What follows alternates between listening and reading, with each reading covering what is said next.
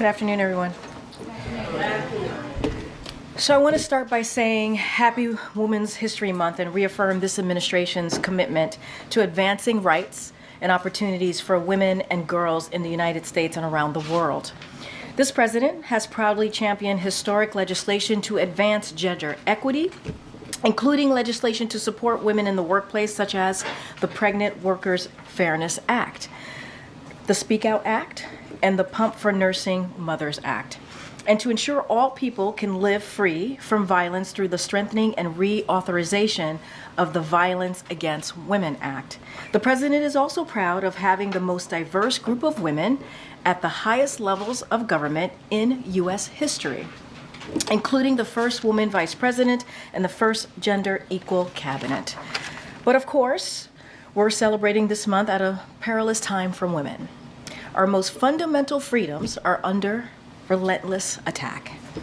Since the unprecedented and unconscionable dismantling of the rights enshrined in Roe v. Wade, we have seen an onslaught of abortion bans and other attacks on women's reproductive freedom. Look at what happened just this week.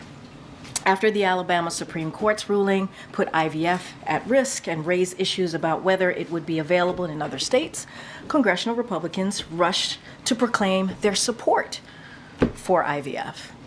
On Wednesday, though, Senator Duckworth introduced a bill that would protect access to IVF in every state, and Senate Republicans blocked it. It's completely outrageous.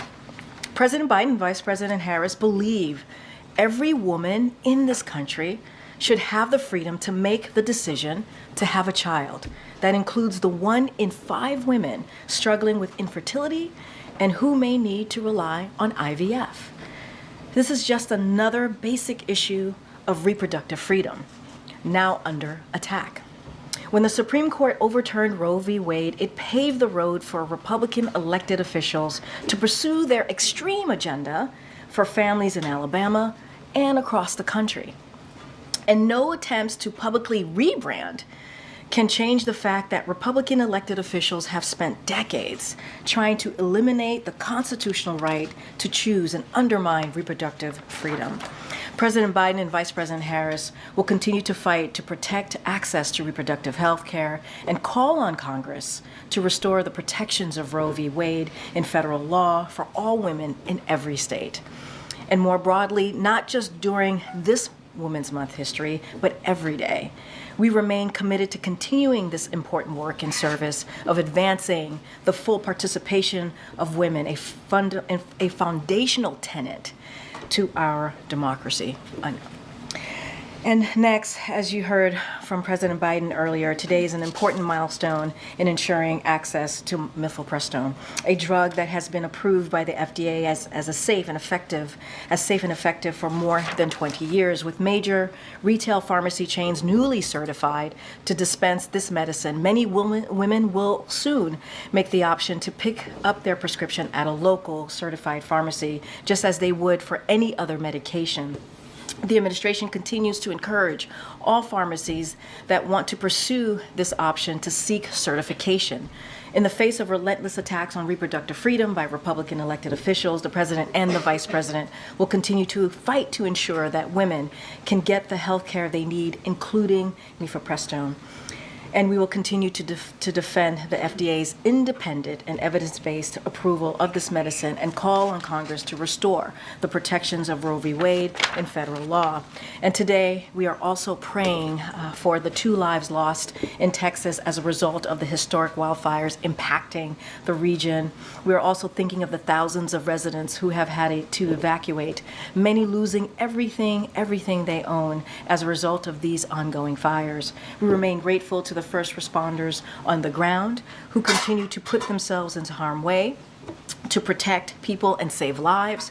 With over 1 million acres burned, this is the largest wildfire in the history of Texas, and unfortunately, this fight is not over.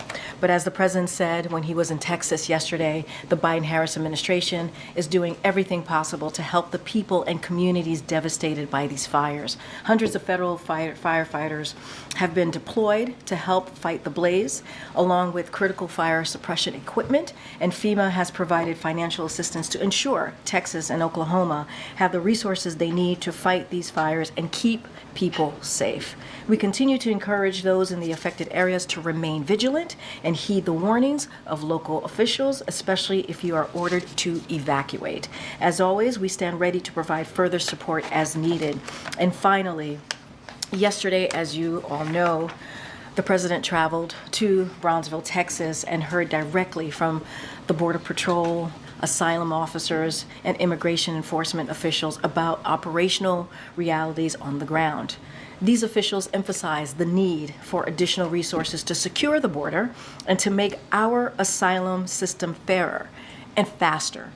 That is why months ago, President Biden ordered his team to negotiate in good faith with a bipartisan group of senators to deliver significant policy changes and additional resources to the border. And after months of negotiations, the president and the bipartisan group of senators reached the toughest and fairest border security and immigration agreement in decades. But once again, you heard the president yesterday highlight how critical that agreement is to securing our border. You heard President Biden focused on solutions that would deliver for the frontline personnel and deliver for the American people. But elsewhere, the American people heard a much different story when congressional Republicans rejected the bipartisan border security agreement because, by their own admission, former President Trump thought it would hurt him politically. They showed the American people that, to them, partisan politics is more important than our border security.